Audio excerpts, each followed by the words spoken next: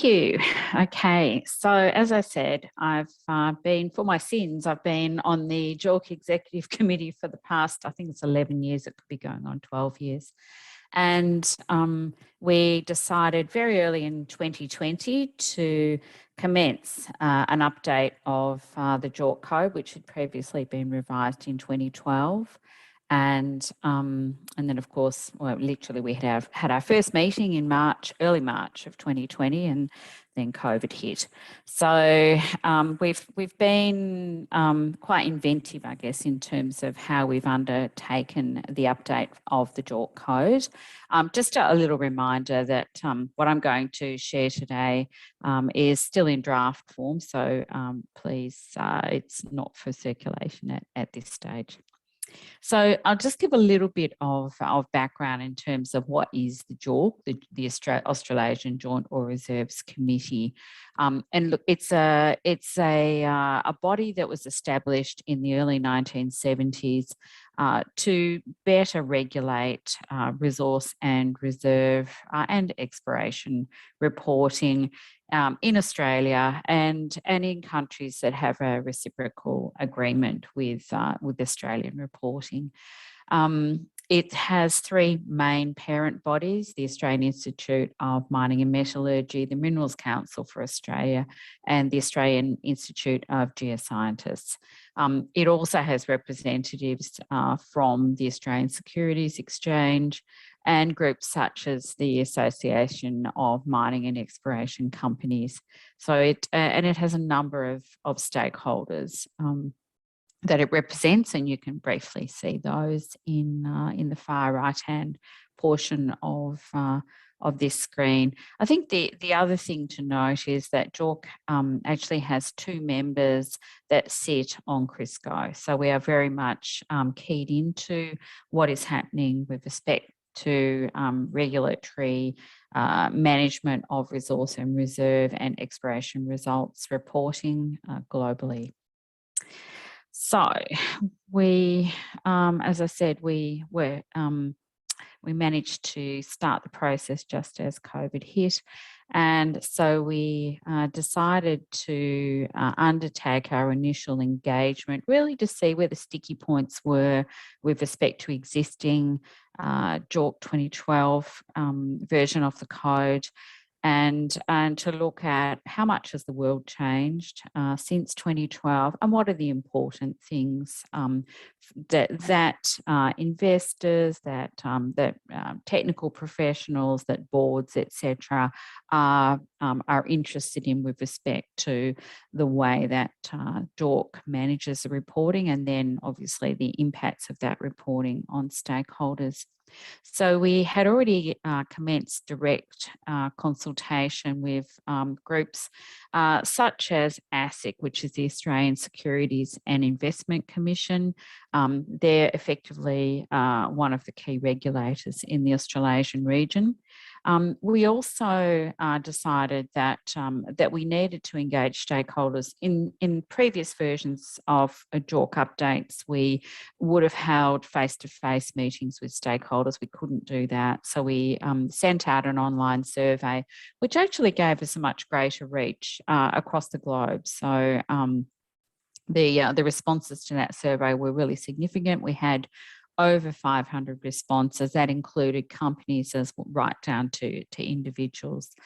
And from that, we collected a summary of what the key issues were that were of interest to stakeholders. It's also worth noting that we absolutely knew that the competent persons and the definitions of what is a competent person needed a parallel review. So we took information and feedback with respect to competent persons from the online survey and the other engagement. And in parallel, there has been a joint task force that has been set up with the members of JORC and also with the parent bodies. And because competent persons are not, and this is an important point with respect to ESG, they're not just geoscientists and mining engineers and metallurgists. There are other areas of expertise for which we need competent persons to report, and we need to be able to regulate the competency, the transparency and the materiality of what those competent persons are reporting, whether they're in the ESG space or more traditional technical specialists. So we then generated a summary of, I think it was 9 specific areas to be worked upon. And one of those, and we predicted it, one of those was ESG. So the process that we then followed was that we formed a working group to specifically address each of those areas that were raised as issues that needed to be considered and recommendations provided for input into the updated version of the code. Because I am passionate in this space, I put my hand up to chair the ESG working group. And so the process that we agreed that we would go through was for the working group each of the working groups to provide some draft recommendations to be included in the updated code. And then there would be a process of, and very much an iterative process of consultation and feedback. And, ultimately the process is that there will be a complete updated version of the JORC Code. We'll talk about timing a little later on, but it will be very late this year, we expect, this calendar year. And then there will be, basically a final version that will be put forward for approval for publishing.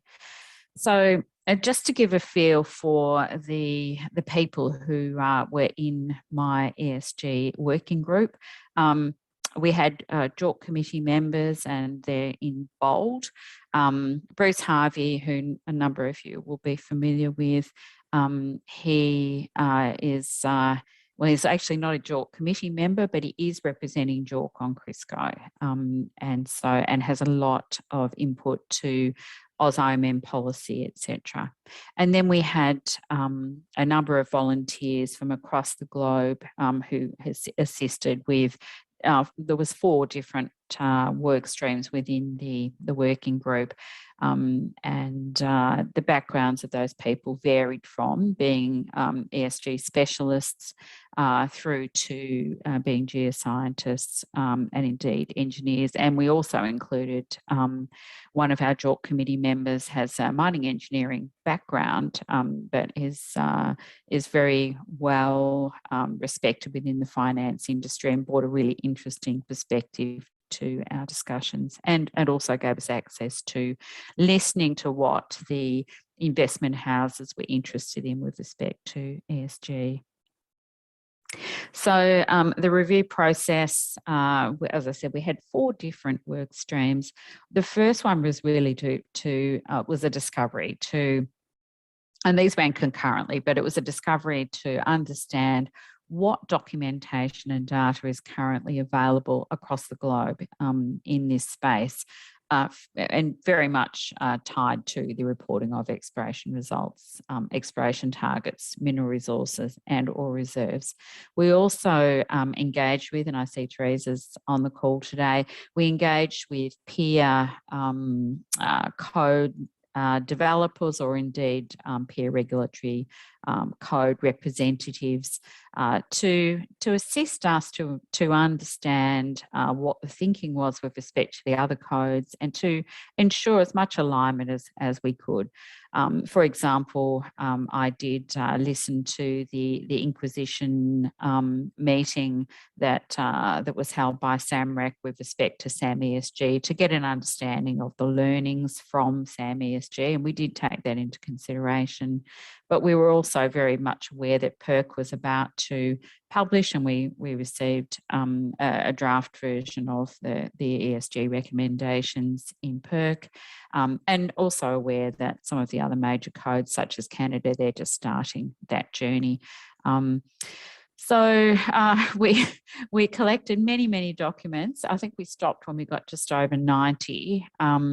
I guess, and we'll talk about learning shortly, but so that was a big piece of work. And we also then, based on understanding of the, I guess, where the landscape is currently, we produced draft recommendations of potential changes for consideration for the JORC Code update. And that was both an additional clause within the proposed update, as well as references throughout the JORC Code to ESG in other existing clauses, and also an update to JORC Table 1 and suggested inclusion of Table 2, which comes from the most recent version of CRISCO.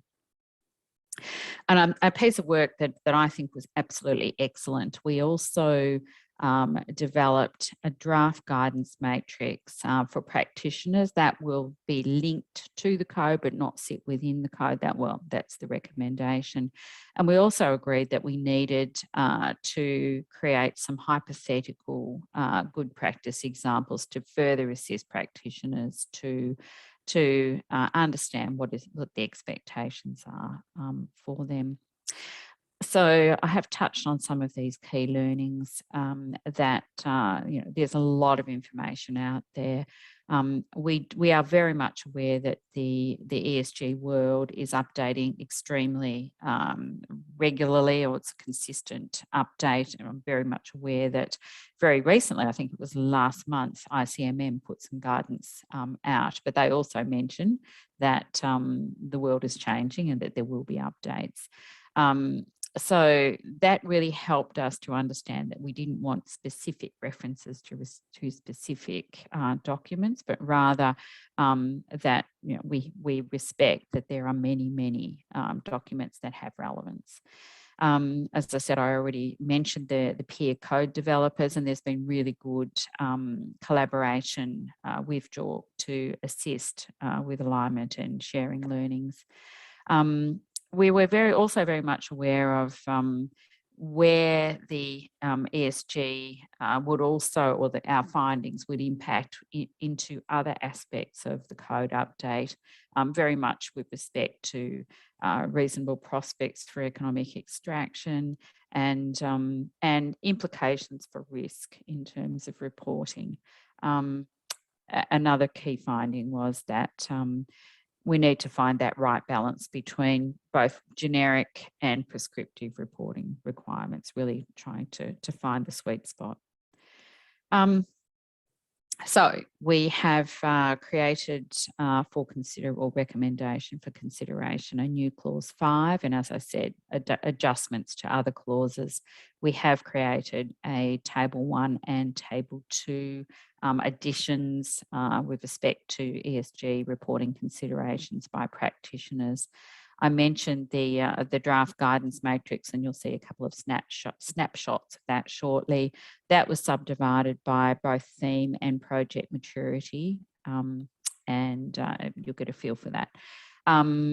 We have internally created that summary of references and guidance notes, and we have created a straw man we decided not just good practice examples, but also unacceptable practices. And intentionally, we've made those hypothetical. There's still quite a lot of work to be done with respect to fleshing those out. This that you see in front of you is the suggested clause 5. And I'll just give you a few seconds to read that. It's it's not totally granular. It really is trying to find that balance between providing guidance but not being too prescriptive.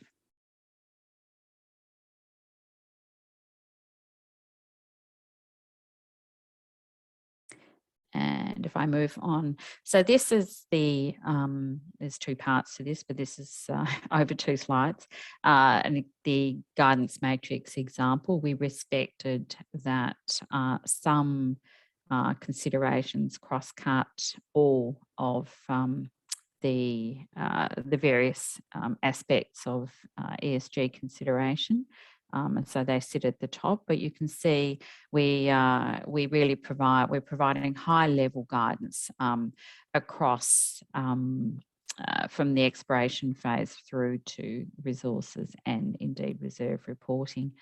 But this also will assist practitioners right at the beginning of their journey to consider what they need to think about as they commence, or even as they're planning to commence work, rather than just reporting. So that's the first part, and then the second part really just steps through. Now, the ultimate intent, assuming that this is adopted, as I said, this would be there'd be a link to this. This will sit outside the code, primarily so that it can be updated to change as I guess the world matures in this space. The intent would be that we actually have links within each of these areas, and they will be able to be expanded so that practitioners can get some more information to help them to actually do this correctly. And so the other things that we considered, I mentioned this before, that we needed to think about the implications for peer working groups. And so I mentioned reasonable prospects and risk. And earlier in the talk, I talked about competent persons, respecting that they will not, I guess there was a question with respect to, do you have a specialist who is an ESG specialist, or is it an E separate to an S, separate to a G? These are the sorts of things that we'll need to grapple with. I guess another key takeaway was that often we report proved ore reserves with a high degree of confidence in our modifying factors.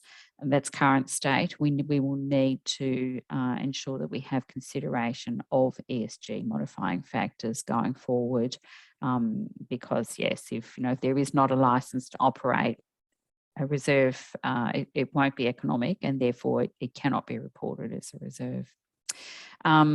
We're also absolutely requesting that any ESG related statements need to have a robust and defendable basis, so that there is not an overstatement of assets or indeed an understatement of liabilities. What we have interesting feedback through the finance portion of our working group, we are already starting to see that there are investment houses that want to invest in green companies effectively. Some companies, because we don't have sufficient regulatory requirements in place right now, are implying that they're green to get investor funds, and we need to be really clear that we need to manage that, and so that genuinely responsible companies are able to get access to those funds. I guess we, again, we're the very bottom point, we will have very clear, well, the recommendation is very clear guidance on providing information with respect to an if not, why not statement as a practitioner works through both Table 1 and Table 2. And then just to wrap up in terms of the timeline. So currently the JORC committee members and a small number of stakeholders are working through the recommendations that each of the working groups have provided. And the consolidated draft document will then be created for wider input and distribution for editing, and the final draft is expected it'll be the second half of 2022. The approval process in Australia, it goes right through to federal government ministerial approval, and we are about to go into a federal election. So yes, we know that there'll be a little bit of settling time for that to happen. I think JORC 2012 took 3 months, and that was in a year where we did not have an election. So the intent is that the updated code will be released late in the 2022 calendar year. There is an outside possibility that it could be early in 2023, but we have fingers crossed that we get it done this year. And I'll leave it there. Thank you. Awesome. Thank you so much for this, Jill. It's really, really great to get the most brilliant update with regards to where JORC has got to in terms of this update. So brilliant. Thank you very much. Round of applause from everybody. Great.